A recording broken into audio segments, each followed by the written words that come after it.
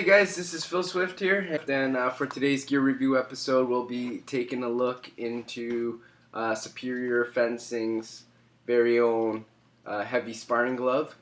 Now this is priced at 130 USD. This is probably the most inexpensive. If not, it will be probably one of the most inexpensive HEMA gloves you can purchase in the market for North America.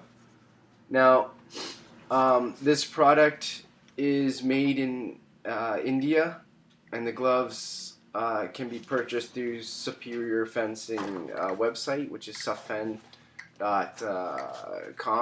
However, it's kind of annoying because you have to send them a money order. You can't pay directly through PayPal or anything like that. For today, we'll compare these bad boys to the 5-finger sparring glove, which is priced at 240 USD.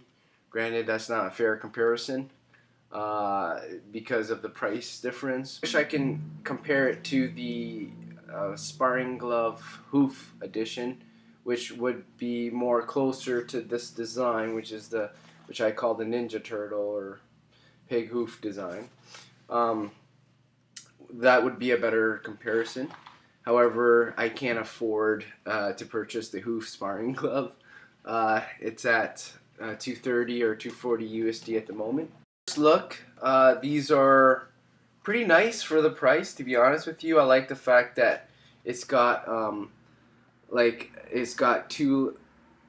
outside layer of leather on top of the foam padding, the high density or very rigid foam protection, and then you have another material. It's almost like a cheap suede or something on the inside, which is also really nice. That makes this glove a little bit thicker than the protection that you get on the sparring glove, just because of the added layer of leather and suede. So you can see how thick the leather is.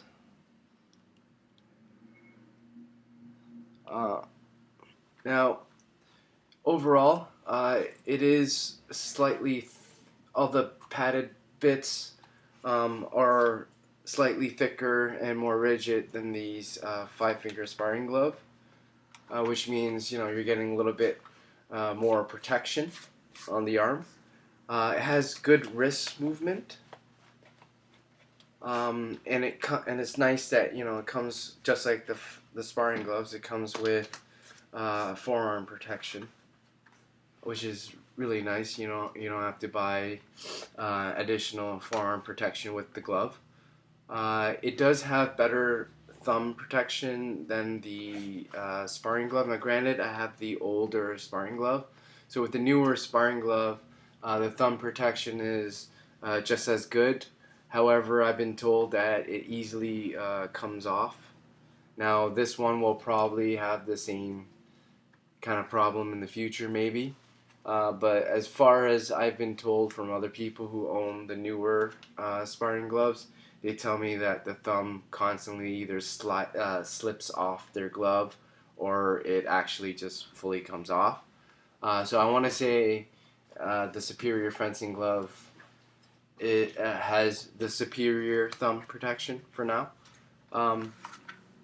Now, it does feel like the wrist protection on these seem to be more sturdier or stronger than the 5-finger sparring glove.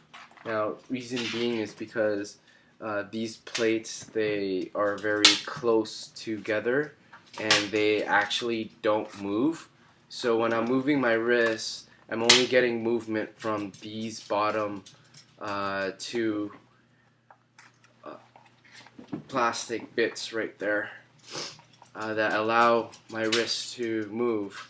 But the upper part of my wrist actually doesn't bend or move at all. So you lose out on the wrist movement, but you gain in terms of protection. Because if I put on the 5-finger sparring glove here, you can see that I have better movement in them. However, there were times where I've been struck in between because the plates actually move when they are extended like so. You can actually, if you get hit in between the plates, you'll actually feel the impact on your wrist. And I've gotten a couple bruises on my wrist because of that. So the Superior Fencing glove, I like the fact that it has better wrist protection. However, I hate the fact that I can't bend my wrists as far as I can with the 5-finger glove. So that's the bend difference right there. You can see, which is huge.